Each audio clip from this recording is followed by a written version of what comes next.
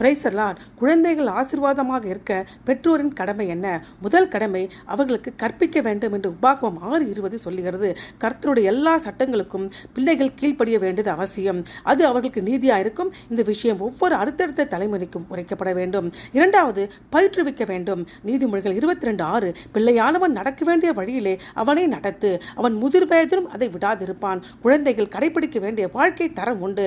அவர்கள் இளமையாக இருக்கும் போதே சிறந்த மாற்றம் இன்னும் சாத்தியமாதனால அந்த தரத்தை அவர்களுக்கு பயிற்றுவிக்க வேண்டும். அதன் விளைவு என்னவென்றால் அவர்கள் வயதானாலும் அதை விட்டு விலக மாட்டாங்க. மூன்றாவது, வளர்த்து ஆளாக்க வேண்டும் என்று எபேசியர் 6:4 சொல்லுகிறது.